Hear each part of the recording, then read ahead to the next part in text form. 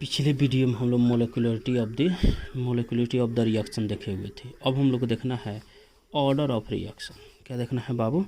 Order of reaction. अब हम लोग को देखना है ऑर्डर ऑफ रिएक्शन, अभिक्रिया की कोटि। अभिक्रिया की कोटि ये भी इम्पोर्टेंट टॉपिक है, ठीक है। इससे भी क्वेश्चन एक बोर्ड में आता है, ऑब्जेक्टिव क्वेश्चन पूछा है मोलिकुलरिटी और ऑर्डर ऑफ रिएक्शन में अंतर डिफरेंट करना था। किसी रासायनिक अभिक्रिया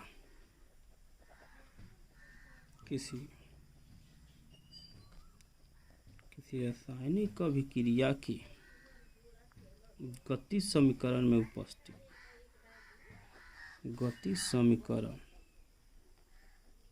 किसी रासायनिक अभिक्रिया की गति समीकरण में अभिकारक की सांद्रता के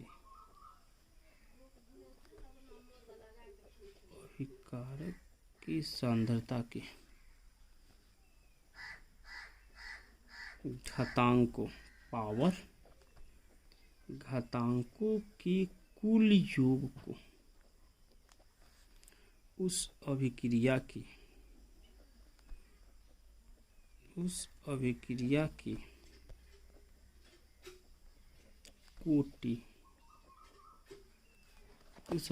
की कोटि कही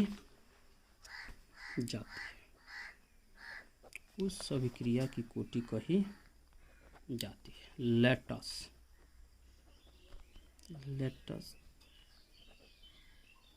कंसीडर ए जनरल रिएक्शन। एक जनरल रिएक्शन को देखना है। रिएक्शन क्या है? N1A N2B N3C change into N4D N5E। इसका गुणांक होगा N1, इसका गुणांक N2, इसका गुणांक हो जाएगा N3, इसका गुणांक होगा N4, इसका गुणांक हो जाएगा N5। ठीक है। According to law of mass action,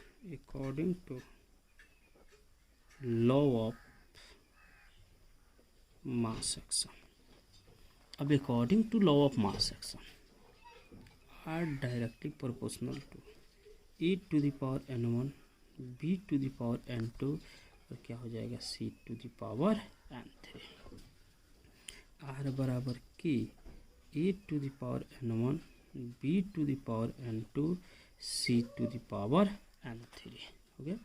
अब ऑर्डर ऑफ रिएक्शन देखना है, तो ऑर्डर ऑफ जो रिएक्शन आपका होगा वो हो जाएगा N1 plus N2 plus N3। अभिकारक की सांद्रता के घातांकों अभिकारक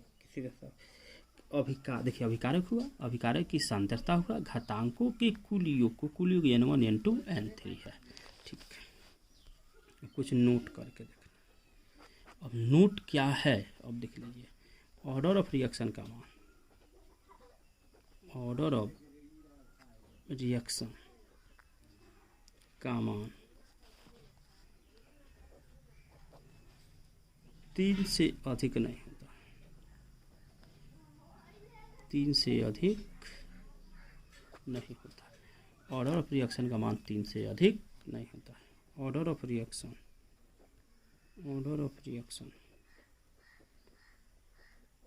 प्रायोगिक मान को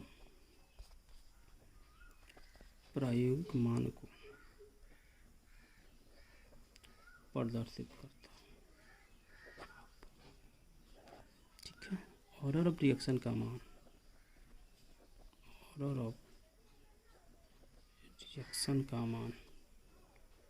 शून्य भिन्नात्मक फ्रैक्शनल,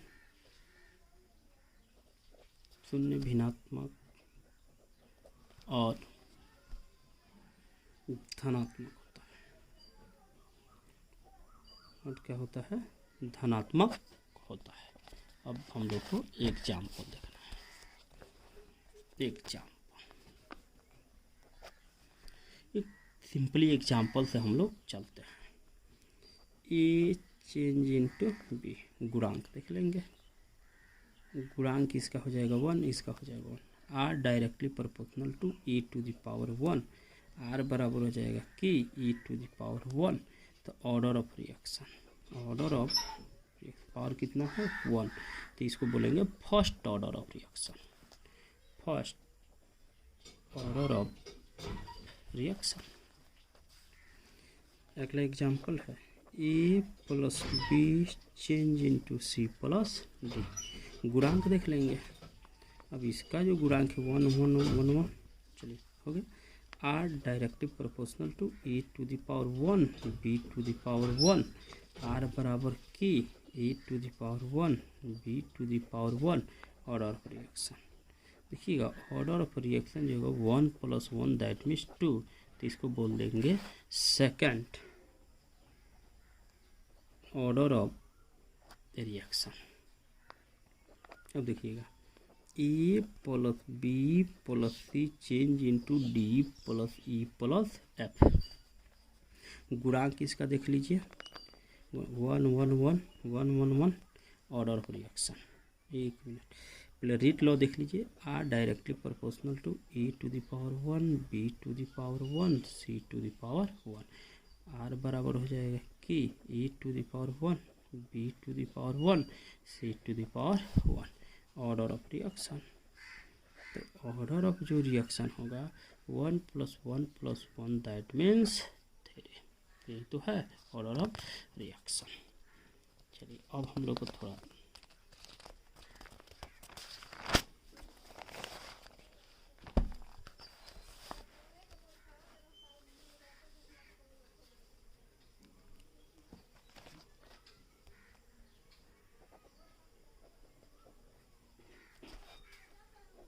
रेट लॉ,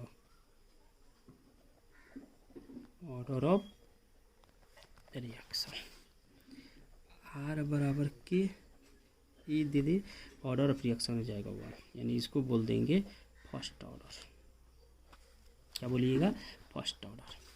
फिर आर बराबर अब की दी थी ई की पावर अगर 2 दी थी तो ऑर्डर ऑफ रिएक्शन हो जाएगा 2, तो इसको बोलेंगे सेकेंड ऑर्डर।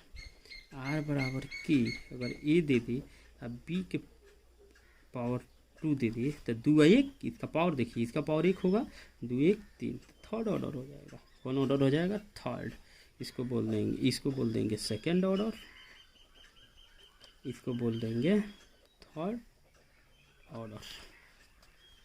पर यही दे दे आर पावर दे दे कि ए दे दे पी दे दे सी दे दे, तो कितना हो जाएगा थर्ड। कौन ऑर्डर, थर्ड ऑर्डर। आर बराबर दे दे कि ए के पावर 1/2 दे दे, अब बी दे दे, तब दे लीजिए तो भिन्नांक में आ गया, तो एक पावर इसका होगा आधा ही है, यानी 1.5, तो 3/2 order of reaction, 3/2 order of reaction हो जाएगा। बन जाएगा इस टाइप का क्वेश्चन कि ए दे दे बी के दे दे और सी के पावर 1/2 दे दे, तो 1 1 2 आया था 5/2 क्या हो जाएगा, ऑर्डर ऑफ रिएक्शन। बन जाएगा इस टाइप का क्वेश्चन।